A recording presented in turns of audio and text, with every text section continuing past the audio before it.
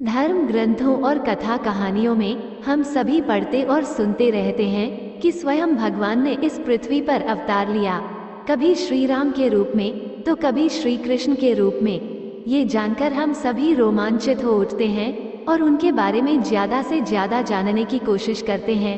लेकिन तभी मन में एक और सवाल उठता है कि अगर वह भगवान थे तो उनकी मृत्यु कैसे हो गई। स्वयं की मृत्यु की लीला रचने के लिए भगवान राम ने अपने भाई लक्ष्मण को मृत्यु से भी कठोर सजा दी और फिर खुद भी जल में समाधि लेकर प्राण त्याग दिए। भगवान श्री राम की मृत्यु की कथा और प्रसंग पद्म पुराण में मिलता है। जब भगवान राम का पृथ्वी से वापस लौटने का समय आया तो एक दिन काल का एक दूत वृद्ध संत का भेष रखकर अयोध्या पहुंचा और भगवान राम से अकेले में कुछ चर्चा करने की इच्छा प्रकट की। श्री राम समझ तो सब गए थे, किंतु उन्हें इस संसार के नियमों और परंपरा का भी पालन करना था ताकि उनका वैकुंठ गमन एक सांसारिक घटना जैसा ही लगे। अतः वो उस संत को एक कमरे में ले गए और अपने छोटे भाई लक्ष्मण से कहा कि कोई भी उनकी चर्चा में व्यवधान डाले तो उसे मृत्युदंड दें। श्री राम की आज्ञा पाकर लक्ष्मण खुद ही द्वार पर पहरेदारी करने लगे। तभी प्रभु लीला के कारण श्री राम से मिलने के लिए दुर्वासा ऋषि वहां आ पहुंचे। उन्होंने लक्ष्मण से अनुरोध किया कि उन्हें अभी श्री राम से मिलना है, इसलिए वो उन्हें अंदर जाने की अनुमति दें। लेकिन श्री राम की आज्ञा का पालन करते हुए लक्ष्मण ने उन्हें ऐसा करने से मना किया। लक्ष्मण के मना करने पर ऋषि दुर्वासा ने चेतावनी दी कि यदि उन्हें राम से ना मिलने दिया गया तो वे अयोध्या के राजा राम को शाप देंगे। ऋषि दुर्वासा के क्रोध से लक्ष्मण परिचित थे, इसलिए ऋषि की चेतावनी सुनकर लक्ष्मण धर्म संकट में पड़ गए।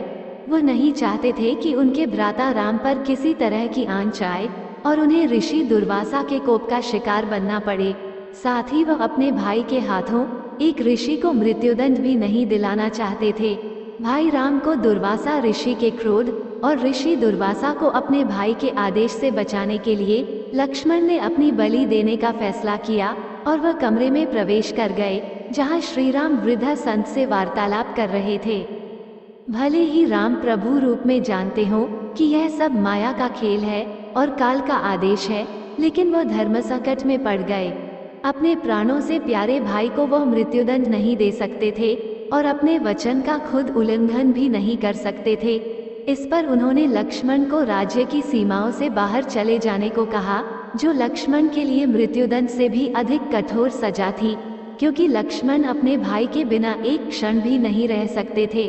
उन्होंने सरयू में जल समाधि लेकर अपने प्राण त्याग दिए और अनंत शेषनाग का अवतार लेकर विष्णु लोक चले गए।